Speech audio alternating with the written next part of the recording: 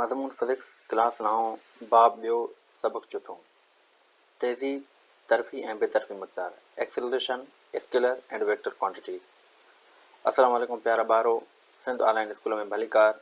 मां आहियां सनाउल्ला महर।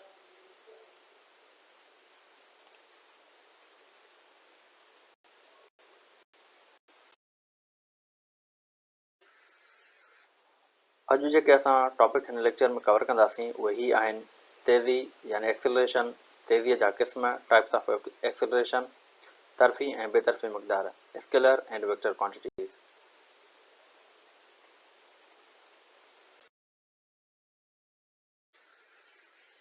सभ खां पहिरीं हाणे असां हलूं था एक्सेलरेशन यानी तेज़ी छा थींदी आहे। इन खां पहिरीं असां ॿ इन क़िस्म जूं क्वांटिटियूं पढ़ी आयासीं। हिकिड़ो हुयो स्पीड, ॿियो हुयो वेलासिटी।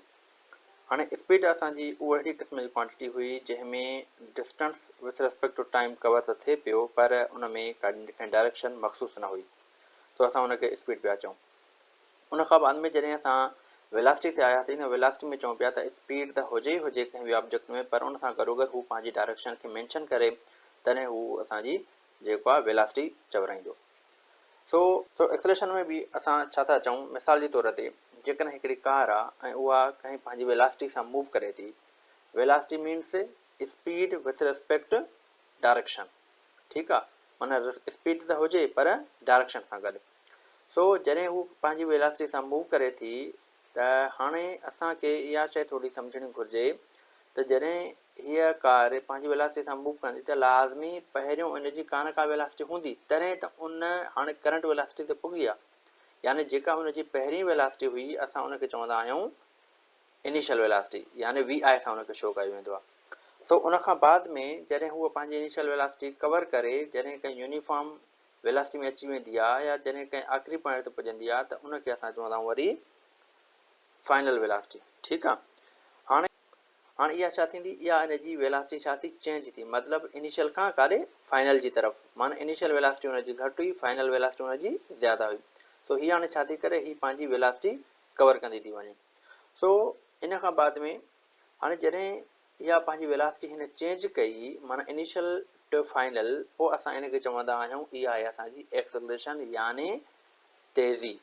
यानी असां चई सघूं था त जॾहिं कोई बि ऑब्जेक्ट पंहिंजी वेलासिटी चेंज कंदो, तंहिं में एक्सेलरेशन पैदा थींदी। सो उन खां बाद में जॾहिं एक्सेलरेशन पैदा थींदी त एक्सेलरेशन बि छा आहे, उहा असांजी डायरेक्शन ते मुश्तमिल आहे। हाणे ईअं असां चई सघूं था त एक्सेलरेशन जेका आहे उहा बि असांजी हिकिड़ी क्वांटिटी आहे, पर उन में बि डायरेक्शन हूंदी, छो त वेलासिटी चेंज थी थिए, ठीकु आहे। इनिशियल टू फाइनल यानी वेलासिटी चेंज थिए थी, त वेलासिटी में बि छा आहे, डायरेक्शन आहे, ठीकु आहे। त एक्सेलरेशन में बि छा हूंदी, डायरेक्शन हूंदी, ठीकु आहे। सो हाणे असां चई सघूं था त जेका असांजी एक्सेलरेशन आहे उहा ॿिनि शयुनि ते डिपेंड करे थी। कहिड़ियुनि कहिड़ियुनि ते, सभ खां पहिरीं त velocity of an object changes, जॾहिं उन ऑब्जेक्ट जी वेलासिटी चेंज थींदी, ठीकु आहे, फर्स्ट पॉइंट इहा।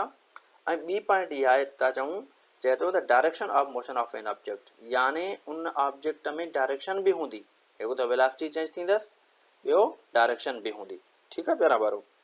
सो अहिड़े नमूने सां जेकॾहिं असां हाणे एक्सेलरेशन जी डेफिनेशन खे ॾिसूं त उन में चवे थो the rate of change of velocity is called acceleration. मां तव्हांखे पोइ डेफिनेशन्स में बि ॿुधायो त पुटु जॾहिं रेट जो लफ़्ज़ अची वञे त उहो असां छा हूंदो आहे, टाइम।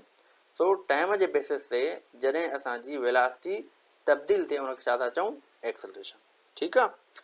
सो हाणे असां इन ॿिन्ही टर्म्स खे ॾिसी करे पोइ छा कंदासीं, इन जो फार्मूलो ठाहींदासीं। फार्मूलो कीअं हूंदो हुनजो, acceleration is equal to change in velocity divide by time taken, मतिलबु हुन टाइम केतिरो वरितो। सो हाणे ॾिसो प्यार ॿारो, त हिते चए थो चेंज इन वेलासिटी, ठीकु आहे। सो असां चेंज इन वेलासिटी खे कीअं लिखंदा आहियूं, उहो हिन तरीक़े सां लिखंदा आहियूं त delta V divide by T, ठीकु आहे। हीअ जेका डेल्टा आहे यानी टुकुंडो नंढड़ो, इहो चेंज खे शो कंदो आहे, ठीकु आहे। इहा बि हिकिड़ी असांजी सिंबल आहे जेका चेंज खे शो कंदी आहे, ठीकु आहे। हाणे जॾहिं इहा चेंज खे शो थी करे, त चेंज उहा आहे कहिड़ी, ठीकु आहे। हाणे उहा चेंज था ॾिसूं, चेंज कहिड़ी आहे असांजी, उहा आहे हीअ, त माना छा आहे, इनिशियल वेलासिटी खां फाइनल वेलासिटी जी तरफ़ वई गाॾी, ठीकु आहे।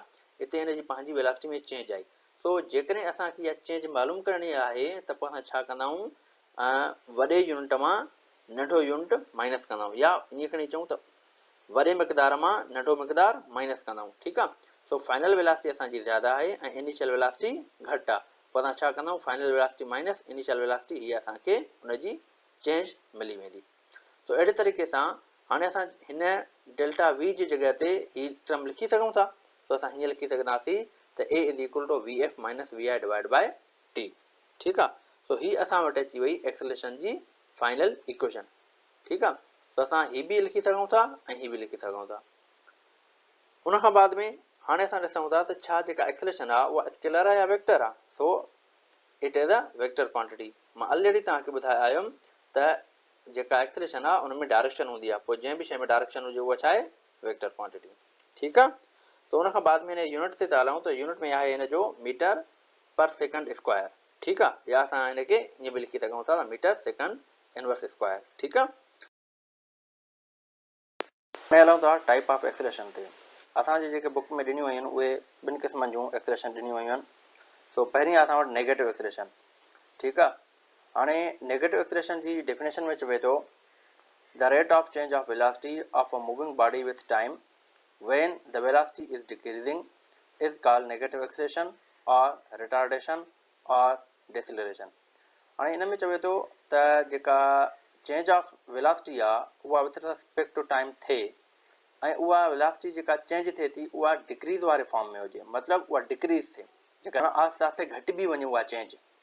तो इन क़िस्म जी असां जेको आहे त चेंज खे छा था चऊं, नेगेटिव एक्सेलरेशन। तो असां हिन फिगर जे ज़रिए हिनखे सम्झण जी कोशिशि कयूं था। मिसाल जे तौर ते जीअं हितां हीअ कार आहे, हितां मूव करे हिन स्टॉप वारे पॉइंट ते छा थी वई, बिहजी वई, माना छा थियो, उहा न पंहिंजी स्पीड डिक्रीज़ कई, पंहिंजी वेलासिटी डिक्रीज़ कई। ठीकु आहे। तो अहिड़े नमूने सां तव्हां हिते हिन मीटर में बि ॾिसी सघो था त जॾहिं फर्स्ट हितां अचे थी त मीटर ज़्यादा आहे, मीटर जी रीडिंग, उनखां पोइ जॾहिं स्टॉप थी वई त मीटर जी रीडिंग 0 ते अची वई। ठीकु आहे। यानी छा थियो त विथ रेस्पेक्ट टू टाइम पंहिंजी हिन वेलासिटी छा कई, चेंज कई। चेंज कहिड़ी फॉर्म में कई, जेको आहे त माना डिक्रीज़ वारे में। ठीकु आहे। त जॾहिं हूअ डिक्रीज़ थी त छा थियो, उहा असांजी नेगेटिव एक्सेलरेशन आहे। ठीकु आहे। हाणे इनखे ॿिनि नालनि ॿियनि सां बि सॾियो वेंदो आहे। इनखे रिटार्डेशन बि चवंदा आहियूं ऐं डेसिलरेशन बि चवंदा आहियूं। उनखां बाद में सेकंड आहे असां वटि यूनिफॉर्म एक्सेलरेशन। अगरि यूनिफॉर्म एक्सेलरेशन जी असां ॻाल्हि कयूं त हुन में चवे थो a constant rate of change of velocity is called uniform acceleration. यानी चए थो जेका चेंज थिए चए थो जेका चेंज थिए वेलासिटी में उहा कांस्टेंट हुजे। ठीकु आहे। जॾहिं कांस्टेंट चेंज थींदी वेलासिटी में उहा असांजी छा आहे, उहा असांजी यूनिफॉर्म एक्सेलरेशन आहे। जेकॾहिं हिन फार्मूले जी ॻाल्हि कयूं त हुन में चवे थो acceleration is equal to change in velocity divide by change in time. यानी इक्वल इंटरवल ऑफ टाइम में इक्वल वेलासिटी चेंज थिए। ठीकु आहे। सो जेका चेंज इन वेलासिटी आहे उहा असां कीअं लिखी आहे, उहा हिन तरीक़े सां लिखंदा हुआसीं, final velocity minus initial velocity, इहा असांजी छा थींदी, चेंज इन वेलासिटी। उनखां बाद में चेंज इन टाइम असां वटि छा आहे, फाइनल टाइम यानी T2 ऐं इनिशियल टाइम यानी T1। ठीकु आहे। पोइ असां छा कंदासीं, ही ॿ ई टर्म असां हिन में इक्वेशन में पुट कंदासीं त असां वटि वैल्यू ईंदो A is equal to V F minus V I divide by T2 minus T1। So हाणे हिन यूनिफॉर्म एक्सेलरेशन खे असां हिन टेबल जे ज़रिए सम्झण जी कोशिशि कयूं था त यूनिफॉर्म एक्सेलरेशन छा आहे। हाणे यूनिफॉर्म एक्सेलरेशन में असां चयोसीं त छा थिए, कांस्टेंट चेंज थिए कंहिंजी वेलासिटी जी। ठीकु आहे। सो हाणे मिसाल जे तौर ते हे असां वटि टेबल आहे जंहिंमें असां हितां फर्स्ट वेलासिटी लिखी आहे, उनखां पोइ टाइम आहे, उनखां पोइ एक्सेलरेशन आहे। मिसाल जे तौर ते जेकॾहिं फर्स्ट सेकंड में वेलासिटी चेंज थी आहे 3 मीटर पर सेकंड, त ओतिरी असांजी एक्सेलरेशन चेंज थींदी। ठीकु आहे। उनखां पोइ ॿिए सेकंड में छा आहे, उहा असांजी छा थी, टिनि जेको आहे त पॉइंटनि जो फ़र्क़ु आयो ऐं उहा असांजी छा थी, 6 थी। त हाणे 6 खे डिवाइड कंदासीं 2 सां, छा थींदो असांजो 3 साॻियो एक्सेलरेशन असांजी निकिरी आई। उनखां पोइ वरी 3 सेकंड में असांजी जेका वेलासिटी आहे उहा चेंज थी खणी 9 मीटर पर सेकंड। हाणे छा कंदासीं, फार्मूले जे मुताबिक़ जॾहिं 9 खे 3 सां डिवाइड कंदासीं त असां वटि वैल्यू घणो आयो, 3। यानी तव्हां हिते ॾिसंदव त जेका एक्सेलरेशन आहे उहा कांस्टेंट आहे, यानी फर्स्ट सेकंड में सेकंड में ऐं थर्ड सेकंड में टिन्ही में एक्सेलरेशन जो जेको वैल्यू आहे उहो 3 आहे। ठीकु आहे। तो हाणे असां चई सघूं था त इन क़िस्म जी जेका एक्सेलरेशन हूंदी उहा असांजी छा आहे, यूनिफॉर्म एक्सेलरेशन।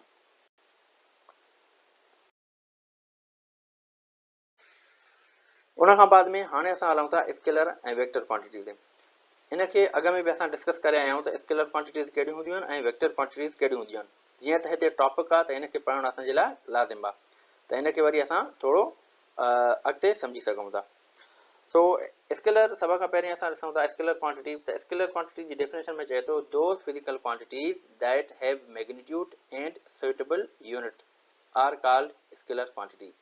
चए थो अहिड़ियूं फिजिकल क्वांटिटीज़, अहिड़ा तबई मिक़दार जंहिंखे मैग्नीट्यूड बि हुजे ऐं यूनिट बि हुजे, उहे असांजी स्केलर क्वांटिटीज़ आहिनि। सो हाणे अक्सर ॿारनि खे इहा ख़बर न हूंदी आहे त मैग्नीट्यूड छा आहे। मैग्नीट्यूड हिकिड़े क़िस्म जो नंबर आहे। मिसाल जे तौर ते कोई माण्हू तव्हां खां पुछा करे त बाबा टाइम घणो थियो आहे, पोइ तव्हां हुनखे ॿुधाईंदव त 10:15 थिया आहिनि या 10:30 थिया आहिनि। त इहो जेको नंबर तव्हां ॿुधायो इहो छा आहे, इहो मैग्नीट्यूड आहे, ठीकु आहे। ऐं उनखां पोइ जेकॾहिं असां सुटेबल यूनिट जी ॻाल्हि कयूं त यूनिट में छा आहे, यूनिट अहिड़ी शइ आहे जेको वरी फिजिकल क्वांटिटी खे रिप्रेज़ेंट कंदो आहे। उहो मिसाल जे तौर ते जेकॾहिं 5 आहे त 5 हिकिड़ो नंबर आहे, हिकिड़ो मैग्नीट्यूड आहे। जेकॾहिं उन सां गॾु किलो आहे त उहो छा आहे, उहो यूनिट आहे हुनजो, यानी असां पोइ हुते मास जो ज़िक्र था कयूं, ठीकु आहे। सो इहो मास छा आहे, मास बि असांजो स्केलर क्वांटिटी आहे। सो उन खां बाद में जेकॾहिं असां डिस्टेंस जी ॻाल्हि कयूं त डिस्टेंस बि असांजी स्केलर क्वांटिटी आहे। सो डिस्टेंस बि असां ऑलरेडी पढ़ी आया आहियूं त डिस्टेंस छा हूंदो आहे। डिस्टेंस हूंदो आहे सिर्फ़ु ॿिनि पॉइंटनि जे विच वारो मुफ़ासिलो, पर उन में असां डायरेक्शन मेंशन न आहियूं कंदा। जॾहिं सो डिस्टेंस खे बि असां मापींदा आहियूं कंहिंसां, उहो बि मीटर सां, यूनिट आहे, ठीकु आहे। सो डिस्टेंस बि असांजो छा थी वियो, उहो स्केलर क्वांटिटी आहे। उन खां बाद में असांजी स्पीड बि असांजी स्केलर क्वांटिटी आहे। उन खां बाद में डेंसिटी यानी घाटाई, उहा बि स्केलर क्वांटिटी आहे। उन खां पोइ करंट बि असांजी स्केलर क्वांटिटी आहे, ठीकु आहे। पोइ हीअ असां कुझु मिसाल ॾिठासीं कंहिंजा स्केलर क्वांटिटीज़ जा। उन खां बाद में हाणे असां हलूं था वरी वेक्टर क्वांटिटीज़ ते। सो वेक्टर क्वांटिटी जी जेका डेफिनेशन आहे उहा आहे असांजी those physical quantities which are completely specified by magnitude with suitable unit and particular direction are called vector quantities. हाणे इन में चवे थो त उहे फिजिकल क्वांटिटीज़ जेके कंप्लीटली जेको आहे त माना ज़ाहिर थियनि कंहिंसां मैग्नीट्यूड ऐं विथ सुटेबल यूनिट सां, पर उन्हनि में डायरेक्शन बि हुजे, ठीकु आहे। उहे असांजूं छा आहिनि, वेक्टर क्वांटिटीज़ आहिनि। हाणे वेक्टर क्वांटिटीज़ में असांखे ख़बर पइजी वई त छा हूंदो आहे। हिकु त हुन में मैग्नीट्यूड हूंदो, ॿियो सुटेबल यूनिट बि हूंदो। उन खां बाद में टीं जेका थर्ड पॉइंट आहे उहा आहे पर्टिकुलर डायरेक्शन। जेकॾहिं डायरेक्शन न आहे त उहा असांजी छा आहे, स्केलर क्वांटिटी, ऐं विथ डायरेक्शन असांजी वेक्टर क्वांटिटी आहे। मिसाल जे तौर ते जेकॾहिं असां डिस्प्लेसमेंट जी ॻाल्हि कयूं त डिस्प्लेसमेंट असांजो छा आहे, उहो असांजो वेक्टर आहे। छाजे करे, छो त डिस्प्लेसमेंट में असां ज़ाहिर कंदा आहियूं कंहिंखे डायरेक्शन खे। तो डायरेक्शन जॾहिं असां कंहिं बि शइ में ॿुधायूं त उहा छा आहे, असांजी वेक्टर क्वांटिटी। उन खां बाद में वेलोसिटी असांजी वेक्टर क्वांटिटी आहे। एक्सेलरेशन वेक्टर क्वांटिटी आहे। फोर्स वेक्टर क्वांटिटी आहे। उन खां पोइ वेट बि असांजो वेक्टर क्वांटिटी आहे। सो अगरि जेकॾहिं असां वेट जी ॻाल्हि कयूं त वेट असांजो वेक्टर क्वांटिटी कीअं आहे।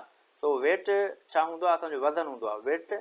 वेट जी जेका डेफिनेशन हूंदी आहे उहा हूंदी आहे कंहिं बि जिस्म ते लॻंदड़ ज़मीन जे छिक वारो जी कुवत, उहा असांजी छा हूंदी आहे, उहो असांजो वेट हूंदो आहे, ठीकु आहे। पोइ ज़मीन हमेशह कहिड़े तरफ़ छिकींदी आहे, हेठे तरफ़ छिकींदी आहे, ठीकु आहे। त पोइ यानी वेट जो बि तरफ़ आहे, उहो कहिड़ो आहे, उहो हेठे तरफ़ आहे, ठीकु आहे।